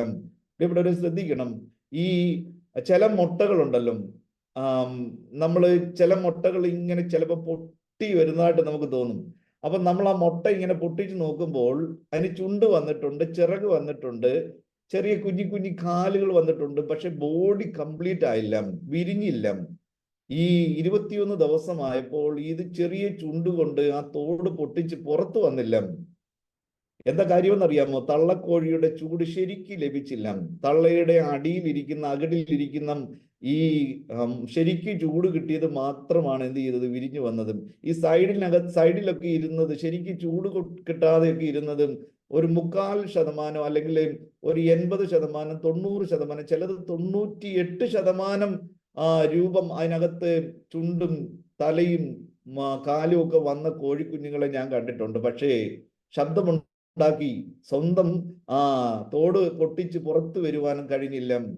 അത് തന്നെയാണ് ദൈവം നമ്മളോട് പറയുന്നത്. നമ്മൾ അലസിപ്പോയ പിണ്ടം പോലെ ആയി തീരരുത്. അലസിപ്പോയ പിണ്ടം പോലെ ചാവിള്ളയായി പോകരുത്. ദൈവത്തിന്റെ കാഹളം മുഴങ്ങുമ്പോൾ നാം ഈ തോട് പൊട്ടിച്ച് പുറത്തു വരണം. അതേപോലെ നമ്മൾ ഈ കോഴിമുട്ടയ്ക്കകത്ത് വിരിഞ്ഞു വരുന്ന കോഴിക്കുഞ്ഞുങ്ങളാണെന്നുള്ള ഒരു ബോധം വേണം. നമ്മൾ ഇന്ന് ഈ കോഴിമുട്ടയ്ക്കകത്താണ് ഇരിക്കുന്നത്. നോക്കണം, ഈ കോഴിമുട്ടയ്ക്കകത്തിരിക്കുന്ന ഈ കോഴിക്കുഞ്ഞുങ്ങൾക്ക് അറിയത്തില്ല. ഈ കോഴിക്കുഞ്ഞുങ്ങൾ വിചാരിക്കുന്നത് ഇതാണ് ഏറ്റവും വലിയ ലോകമെന്നാണ്, ഇതാണ് പ്രപഞ്ചമെന്നാണ്, ഇതല്ലാതെ വേറൊരു ലോകമില്ല എന്നാണ്. കാരണം ഇതല്ലാതെ അവത്തുങ്ങൾ ഒന്നും കണ്ടിട്ടില്ല. പക്ഷേ ഈ കോഴിക്കുഞ്ഞുങ്ങൾ അറിയുന്നില്ല, ഈ കോഴി ഈ തോട് പൊട്ടിച്ച് വെളിയിൽ വരുമ്പോൾ വിശാലമായ അനന്ത വിഹായസ്, വളരെ വലിയ മനോഹരമായ കുന്നുകളും മലകളും താഴ്വരകളും പൂന്തോട്ടങ്ങളും പുഷ്പങ്ങളും, വിശാലമായൊരു ഭൂമി, വിശാലമായൊരു പ്രപഞ്ചം ഈ കോഴിമുട്ടയ്ക്കകത്തിരിക്കുന്ന ഈ കോഴിക്കുഞ്ഞിന് സ്വപ്നം കാണാൻ പോലും കഴിയത്തില്ല. എന്നാൽ ഈ തോട് പൊട്ടി ഇത് പുറത്തു വരുമ്പോഴാണ് ഈ മഹാത്ഭുതം കാണുന്നത്. അതേപോലെയാണ് ഒരു വിശുദ്ധൻ എന്ന് പറയുന്നത്. സ്വർഗരാജ്യത്തെ കുറിച്ച് എന്തൊക്കെ പറഞ്ഞെന്ന് പറഞ്ഞാലും നമ്മുടെ ഈ ചെറിയ തലയ്ക്കകത്തോട്ട് കയറാൻ വലിയ പാടാണ്. കോഴിമുട്ടയ്ക്കകത്ത് വളരുന്ന ചെറിയ കോഴിക്കുഞ്ഞുങ്ങളാണ് നമ്മൾ. ഒരു ദിവസം തോട് പൊട്ടി പുറത്തു വരുമ്പോൾ ആ മഹത്വം, ആ തേജസ് നമ്മൾ കാണും. എത്ര മനോഹരം! നമ്മൾ പറഞ്ഞതിനേക്കാളും പ്രസംഗിച്ചതിനേക്കാളും ദൈവരാജ്യത്തെ കുറിച്ചൊന്നും അധികമൊന്നും ആളുകൾക്ക് പറഞ്ഞും പഠിപ്പിക്കുവാനൊന്നും കഴിയത്തില്ലെന്ന്. അതിന്റെ മഹത്വത്തിന്റെ 1000-1 പോലും നമുക്ക് പറഞ്ഞു പഠിപ്പിക്കുവാൻ സാധ്യമല്ല. പ്രിയപ്പെട്ടവരെ, നമ്മളിൽ വെളിപ്പെടുവാൻ ഒരു തേജസ് ഉണ്ട്. നമ്മളിൽ വെളിപ്പെടുവാനുള്ള തേജസ് വിചാരിച്ചാൽ ഈ കാലത്തിലെ കഷ്ടങ്ങൾ സാരമില്ല. നമുക്ക് ഒരു ഉദാഹരണമുണ്ട്, നമുക്ക് ഒരു പ്രതീക്ഷയുണ്ട്. ലോക മനുഷ്യർക്ക് എല്ലാവർക്കും ആശ മാത്രമേ ഉള്ളൂ, പ്രത്യാശയില്ല. പ്രത്യാശയുള്ളത് ദൈവമക്കൾക്കാണ്, ദൈവമക്കൾക്ക് മാത്രമാണ് പ്രത്യാശമുള്ളതും. ലോക മനുഷ്യർക്ക് എല്ലാവർക്കും ജീവനുണ്ട്, പക്ഷെ നിത്യജീവനില്ല. നിത്യജീവനുള്ളത് രക്ഷിക്കപ്പെട്ട ദൈവമക്കൾക്ക് മാത്രമാണ്. പ്രിയപ്പെട്ടവരെ, നമുക്ക് തന്ന വലിയ പ്രത്യാശയ്ക്കായി, വലിയ നിത്യജീവനായി ദൈവത്തിന് നമുക്ക് നന്ദി പറയാം. ഒരിക്കലും കഷ്ടങ്ങളിൽ പതറിപ്പോകാതെ, നഷ്ടങ്ങളിൽ പതറിപ്പോകാതെ, എന്തൊക്കെ കഷ്ടങ്ങൾ വന്നാലും, എന്തൊക്കെ ദുരിതങ്ങൾ വന്നാലും, എന്തൊക്കെ പീഡകൾ വന്നാലും, എന്തൊക്കെ പ്രതികൂലങ്ങൾ വന്നാലും, എല്ലാം നഷ്ടമായാലും യാത്ര ചെയ്യും. ഞാൻ ക്രൂശെ നോക്കി യുദ്ധം ചെയ്യും, ഞാൻ യേശുവിനായി. അത് നമ്മുടെ തീരുമാനമായിരിക്കട്ടെ. ദൈവം നമ്മെ എല്ലാവരെയും ധാരാളം അനുഗ്രഹിക്കുമാറാകട്ടെ.